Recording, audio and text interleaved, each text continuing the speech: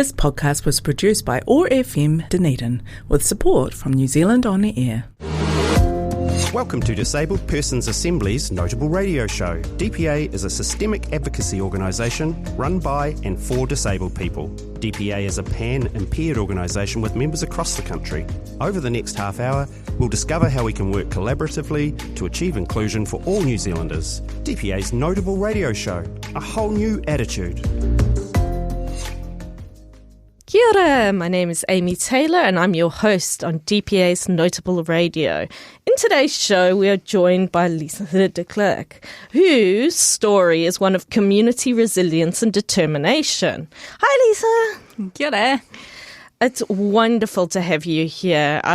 We actually end up working, a lot of the work that we do overlaps a lot, and we know the same people and we work in the same communities, and it is actually just really wonderful to have the opportunity to have a nice chat with you today. Yeah, no, thank you. I appreciate this. So, some background. Lisa is a mum of two. She's just told me she has a little one who's 8 and an adult child who's 20, which is a big age gap, but I'm sure very useful babysitting. A teacher by training and a leader of environmental and volunteer spaces across Ōtepoti, Dunedin. She has faced more than her fair share of challenges, including 2 brain injuries and ongoing physical health conditions, and that's really going to be the focus of our conversation today, about how you manage your brain injuries and the resilience that you have to continue to work so extensively in our community. So she's continued to give back from coordinating Enviro schools for the Otago Regional Council to help running events like the Dunedin Diwali Festival, which was recent. And gosh, my daughter enjoyed having her henna done. It was so beautiful. And I thought, was your school teachers going to have a go? But they didn't at all. They were really accepting that this was a cultural thing. And I was really pleased, because sometimes the school can be a bit strict. But no, that was lovely. And then there's the community Christmas dinner, which must be just around the corner as well. Her story is living proof that having a disability doesn't necessarily mean slowing down. It's about finding ways to shine. Welcome. Yeah, thank you. I appreciate this as well. So let's have a little bit of an introduction and background. You've worn so many hats. You're a mum, you're a teacher, an environmental advocate. So one of the things that we really appreciate in Lisa's work is she actually runs a Facebook group that gives us wonderful ideas on being sustainable. So that's something I get a lot out of. So I appreciate that. You've been a board member. Can you tell us a bit about your background and what drives you to be involved in your community? Yeah, I mean, I have lived in Ōtepoti, Dunedin for most of my life now. Did all of my schooling here, including my university work. And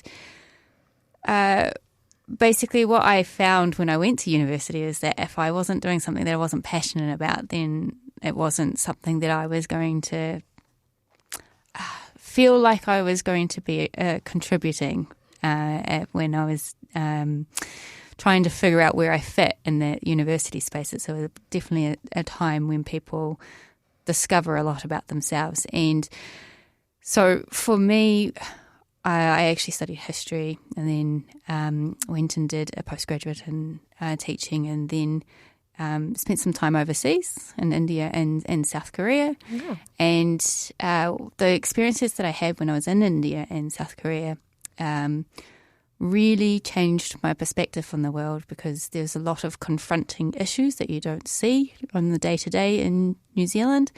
And when I came back from South Korea, I decided that I wanted to be the change in the world. And that's really wonderful. I love that sentiment. And I can also, I grew up in South Africa, where, as you can imagine, there are a lot of confronting issues that you do not see on a daily basis. And I think that's also really shaped my worldview. Yes, yeah, absolutely. And so I went back to university and I did peace and conflict studies there. And that's how I got into, I guess, the community space, because what I really wanted to do was to be part of the NGOs and the community groups that were actually making a difference in the community. Oh, gosh, a fantastic story. I think that those overseas experiences, sometimes we can be quite insular in our communities, and it's actually, broadening your horizons is very cool. And that's going to be a question that we will follow up with in a moment. But what I would like to talk about is what you love about living and working in Ōtepoti, Dunedin. Yeah, that's kind of a strange question for me because I've spent most of my life trying to get out of Ōtepoti, Dunedin. I never thought I would be the person who would stay in the same place as they grew up in.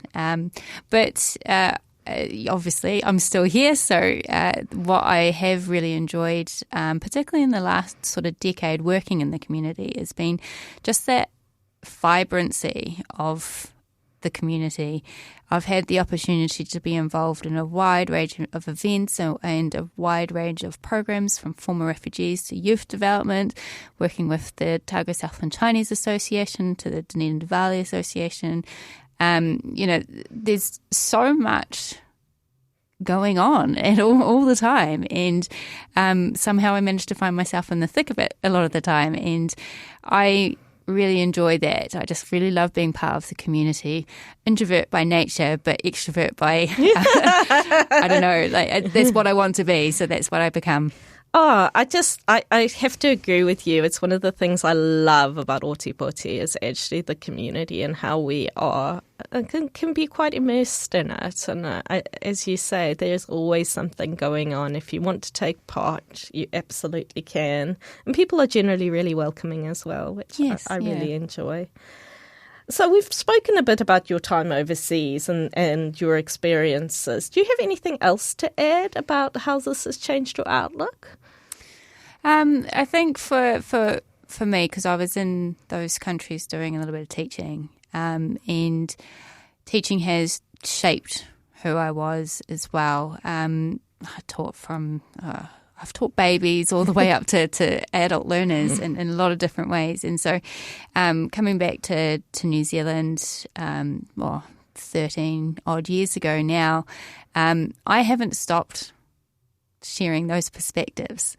It's not the fact that I just went overseas and had an OE. It's the fact that it's actually become my reason for being. Like, there's so much out in the world that we just need to have that diverse interactions to be able to better understand our place in the world as well.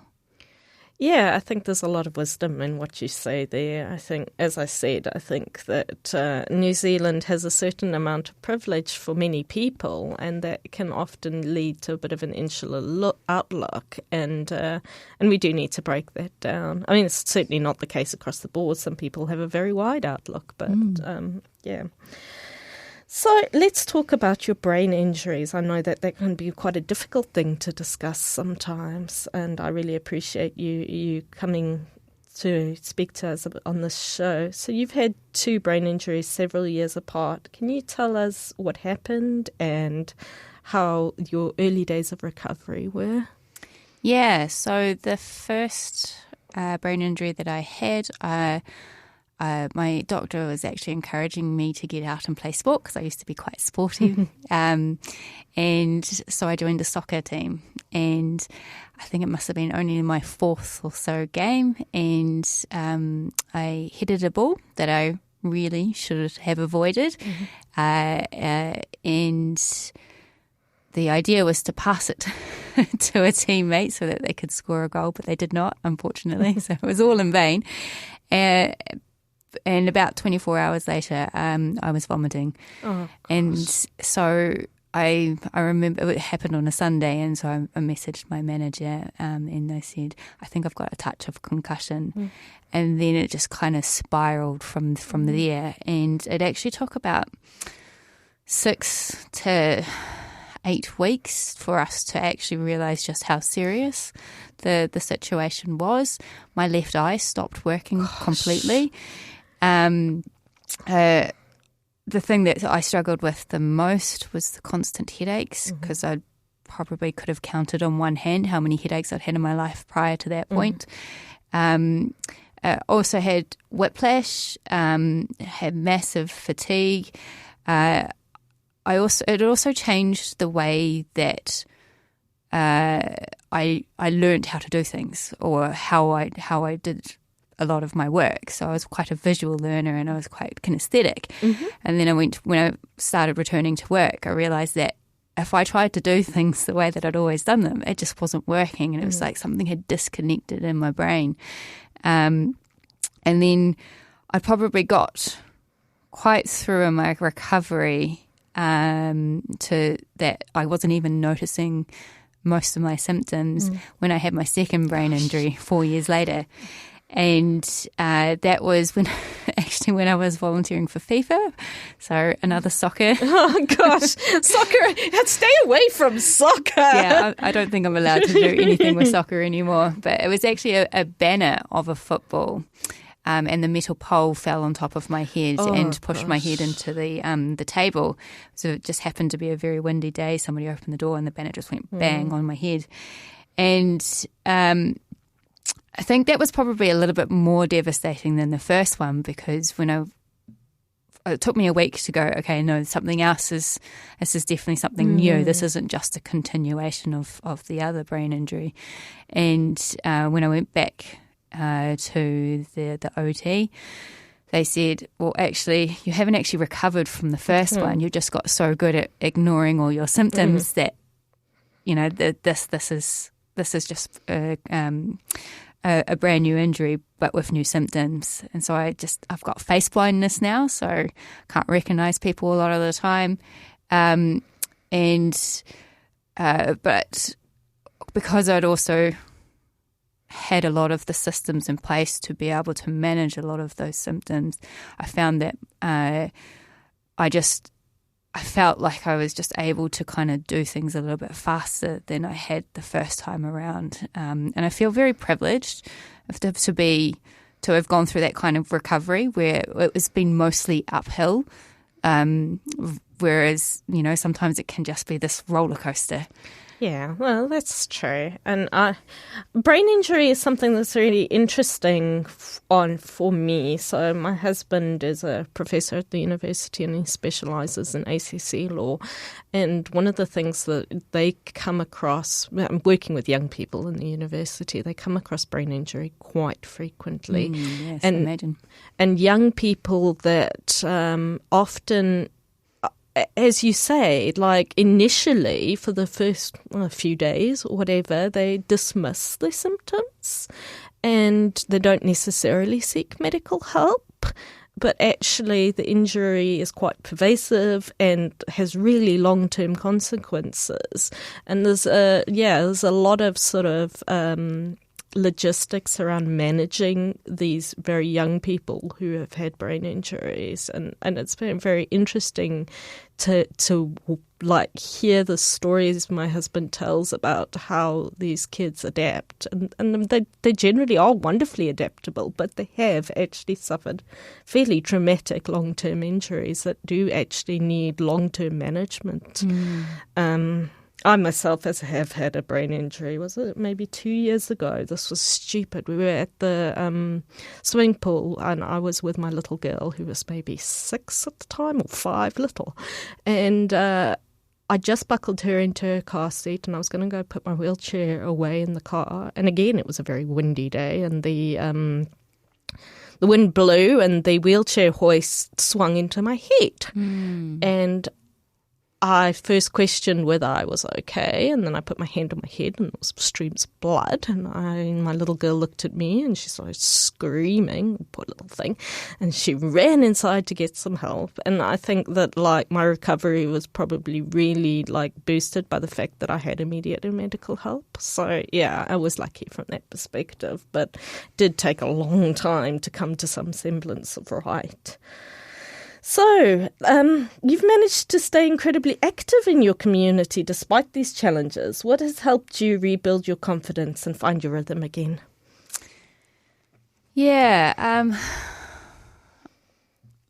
coming out of the first one, I was also coming out of family court at the same time. And so there was a lot going on in my personal life and there was a lot that I hadn't been able to do prior to that point. And I think, I can't remember at what point it was after the first brain injury that I just decided, I'm just going to do everything because, I can't hold myself back, and the consequences of that obviously is that, I'm out in the community a lot, and I can present as very energetic and enthusiastic. The payoff is what you don't see is when I get home and I'm in bed by 7 o'clock because I've just been completely spent all my energy. Mm-hmm. And certainly after my second brain injury, I think I'd literally just got cleared for full-time work, and I was just like, right, that's it. I'm not going to worry about recovery anymore. I'm just going to do all the things. And that for me was important because I feel like I'm more myself when I'm doing the things that I love. Mm-hmm. And while I can prioritize my health and in that situation, and obviously my work as well, for me, the being able to do what I wanted was just as important as, putting some time aside for recovery. So I don't work full time, so I do have a day in between the work days to be able to do some things, which, if I'm quite honest, isn't usually a day of rest. Neither are weekends at the moment. But that's my compromise for myself, is that while I'm out doing all the things that I love, being with the community, I'm coming home and, I'm not cleaning the house into, a really high standard. I'm just making sure that we're coming together as a family. We're still spending some time together, but actually I'm going to sleep for 13 hours. Oh, gosh, that is incredibly relatable. It's also something that I never got the slowing down thing because it was never good for my mental health. Like, I wanted to do the things that I wanted to do. Even at my most ill, I continued to work. I didn't have any time off. When you're in hospital, you have to be in hospital. But beyond that, we just carry on. And I think that sort of it's important that medical professionals work with the management strategies that people have for themselves, because you know yourself best. Yeah. So let's talk about your advocacy and how you excel with your disability. So in your current role as EnviroSchool's regional coordinator, how do you make your work accessible and sustainable for yourself? Yeah. So like I said, I don't work full time. And for me, a lot of the work that I do is outside of the office, which is That's great. The best place to work, I have to say. When we're in school holidays, and obviously we can't do anything in schools, that's a time where I get a little bit antsy. But it does help that I'm not actually just glued to a computer. And one of the things that I have made sure that I have kept on really well is just keeping my eyes really well looked after, because we did discover not long after my first brain injury that I needed glasses. But actually, I don't actually need glasses. It's my eyes are functioning fine. They're 100% wonderful according to the optometrist, but I'm still struggling to be able to see. And it's the glasses are helping with that, compensating for something that's probably just brain injury related. And so I have some blue tint glasses that I use, and my computer setup is in a way that is makes it so that I don't have to focus on just one thing. I can actually focus on several things at once, which sounds a little bit strange for someone with a brain injury to want to focus on several things at once. But for me, that's how it works. I can see that an email comes in while I'm working, fantastic, and then I can prioritize. And I think for me, because my memory's not as good as it used to be, I've got little microsystems of, reminders, and I am a much more avid user of my calendar now than I've ever wanted to be. And that's just how I just make sure that I'm on top of what I need to be doing. If I see something come in and I haven't put it in my calendar, chances are I might forget about it. And so just no, it has to go in there. So I have to have that multiple screens so I can achieve what needs to be achieved. What I really admire about what you're saying is that you're talking about management strategies that you have developed yourself. And I think that this is something that's hugely underestimated in the disability community.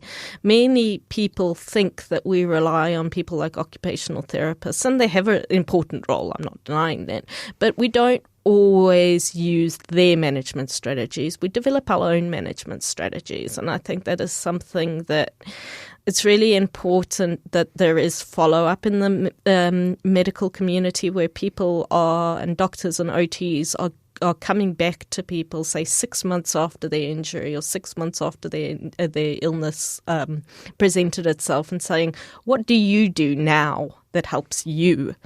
Because we are actually our experts in our own disability, and we know what works best for us. And that's exactly what you're talking about, strategies that work for you. And not necessarily the recommended strategies, but strategies that work for you. Yes, I think my OT would probably have a heart attack. Well, that's exactly it. And I think, one of the things that I do is sleep in the mornings, which is completely unrecommended. But I have a young child who doesn't sleep very well, and it gives me, I don't start work until 10, so I sleep between 8 and 10. And I know that this isn't recommended behaviour. This is something you should get up at 7 and you should be up for the day. That is the recommended behaviour. Doesn't work for me, and that's just something that I have to accept. I've tried it. It does not work. So we do have our own adapting strategies because our lives are not the same as anybody else. Your life is not the same as somebody else who's had a brain injury. So we adapt. Yeah. Right. So I would just one last question because we're running low on time because we've had such a wonderful kōrero. What changes would you make workplaces and community groups? What changes would you make to workplaces and community groups to make them more supportive for people with invisible disabilities like brain injuries? I think there is a lot of assumptions out there. I'm really surprised at the amount that I've had to just advocate for myself. And advocating for yourself is incredibly hard. It's Absolutely. Far more difficult than advocating for other people. Yes, yeah, absolutely. And I found myself in situations where I've felt quite vulnerable because of, just having to advocate for myself. And so my challenge is for people to first not have any assumptions about the experiences. Even if you don't know that somebody's got an experience, what we should be doing is we should be making our spaces safe for everybody without any barriers so that nobody actually has to make themselves vulnerable. Oh gosh, you're speaking to the converted. That's such a wonderful sentiment. Yeah, and I think for many people that I've encountered, they do change the way that they do things once they're aware. But I would like for us to not even be in that situation in the first place. Why is there a need for awareness when actually we could just treat people with the same amount of accessibility right from the get-go? Absolutely. And sometimes it's your private medical information. You don't need to share it. Exactly. If you don't want to, there's no obligation to. And I think that it is often quite a difficult space to be in when people are expecting information from you that you don't necessarily want to share just to be able to participate. So, it's hard, but I think that's a wonderful sentiment and something we should all work towards. Right, I'm going to have to say goodbye because there's 1 minute on the clock and Domi will have my head if I go over time. It's been wonderful to have you. Thank you so much for coming, and we'll hope to have you on the show again sometime. Yeah, kia ora. Disabled Persons Assembly is Aotearoa, New Zealand's first pan-disability national organisation, providing system-level advocacy for all disabled people. Membership is free for individuals. If you'd like to know more, visit our national website at www.dpa.org.nz or contact your local kaituitui or community connector, Amy Taylor, at kaituitui.ōtepoti@dpa.org.nz. Disabled Persons Assembly, a whole new attitude. This podcast was produced by OAR FM Dunedin with support from New Zealand On the Air.